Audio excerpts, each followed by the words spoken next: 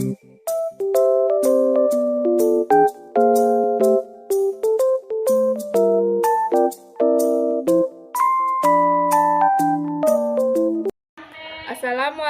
warahmatullahi wabarakatuh. Kami dari kelompok 7 di sini akan mempresentasikan, yaitu judul kami bioteknologi dalam bidang kedokteran. Bioteknologi dalam bidang kedokteran. Kemajuan ilmu pengetahuan dan teknologi dapat meningkatkan upaya pemeliharaan kesehatan masyarakat. Karena dengan kemajuan ilmu pengetahuan, ilmu teknologi, penyakit dapat diketahui secara dini dan tepat. Pengobatan yang lebih spesifik dapat dilakukan dengan produksi obat pun dapat dilakukan lebih efisien, sehingga bahan obat yang tadinya sukar diproduksi menjadi sangat mudah didapat. Yang pertama, pengertian bioteknologi. Kesehatan dapat kita maknai sebagai suatu teknik modern, di mana dia dapat untuk mengubah bahan mentah melalui transformasi biologi, yang kemudian akan menjadi produk yang berguna di bidang kesehatan, dan selanjutnya yaitu pemanfaatan bioteknologi di bidang kedokteran antara lain rekayasa genetika, pembuatan hormon insulin, cloning, pembuatan antibiotik, pembuatan vaksin, teknologi plasmid, rekombinasi DNA, fusi sel atau hibridoma antibodi monoklonal, sel punca, dan lain-lain. Yang ketiga adalah penjelasan. Aspek bioteknologi telah dijadikan dasar membuat rancangan untuk mengurangi penyakit, terutama dalam usaha menemukan jenis mikroba baru yang terdapat di dalam atau diciptakan melalui rekayasa genetika, yang dapat digunakan untuk memproduksi berbagai obat, vaksin, hormon, dan enzim. Yang kedua, sampai saat ini telah dikenal sekitar 100 macam antibiotik dari 5.000 macam senyawa yang dapat dipisahkan dari mikroba. Beberapa antibiotik yang digunakan diantaranya adalah pensilin, tetrasilin, eritromisin, dan streptomisin. Pensilin merupakan antibiotik yang dihasilkan oleh jamur Penicillium notatum yang ditemukan oleh Alexander Fleming pada tahun 1929. Yang ketiga adalah sarana baru seperti antibodi monoklonal dapat membantu diagnosis dan terapi, sedangkan fusi sel dapat menyediakan antibiotik baru yang berkemampuan tinggi.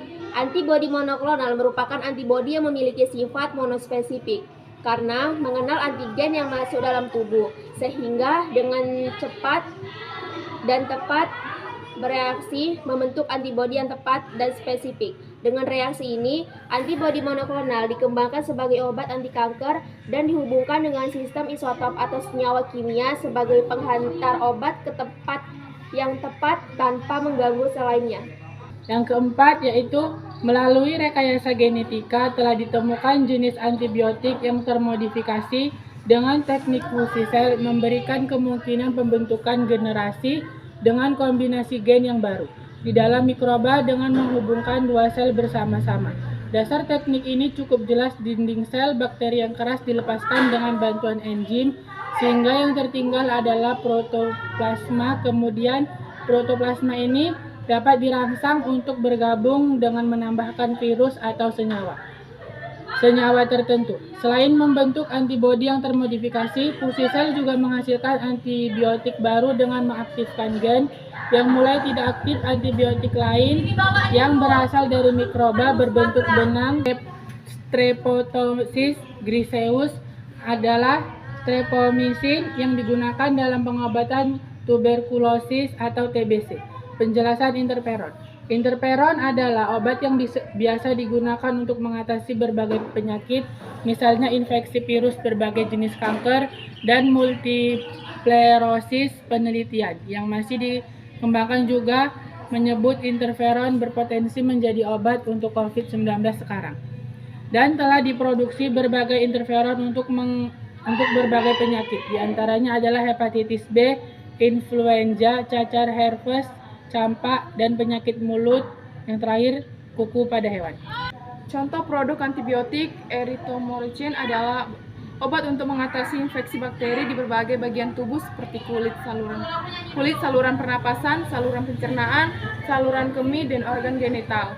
Obat ini tersedia dalam berbagai bentuk sediaan seperti tablet, kapsul, sirup kering, cairan, obat luar, krim, dan gel.